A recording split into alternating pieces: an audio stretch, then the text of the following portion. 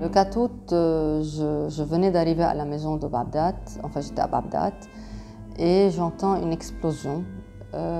Donc le premier réflexe était de voir où était cette explosion. J'ai su qu'elle était au port.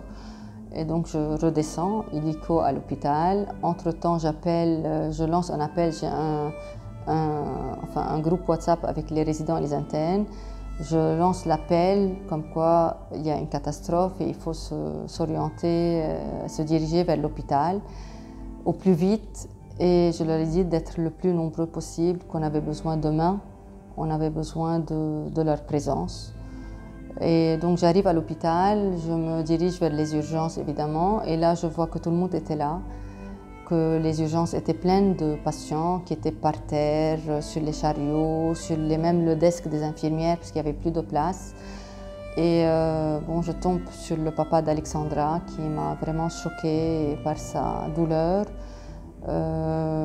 C'était très difficile de voir cette misère finalement qui régnait partout.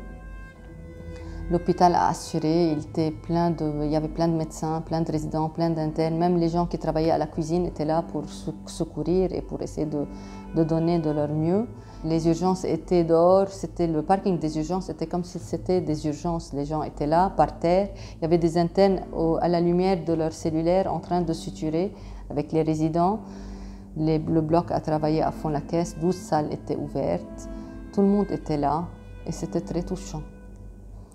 On n'en est pas encore sorti de cette douleur et de cette misère que le peuple libanais a vécu le 4 août. Le 4 août est une date, à mon avis, qui serait mémorable dans la tête de tous les Libanais.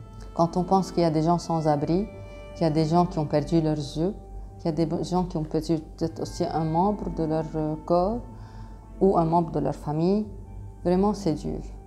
C'est dur. Le pays est endeuillé. Et nous, à l'hôpital, en dehors de ce qu'on a eu comme dégâts matériels aussi, on a eu du faux plafond qui est tombé. On était un peu dans la poussière dans les premières heures. Et la vue était assez...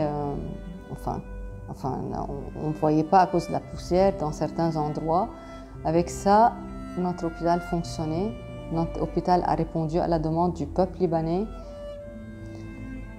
Le lendemain, point d'interrogation. Comment on va s'en sortir, on ne sait pas. بعدنا dans le chaos finalement. ما بنعرف شو ناطرنا بعدين. إذا رح نرجع نعيش هيك شيء، افتكر ما رح نقدر. On ne pourra jamais le dépasser.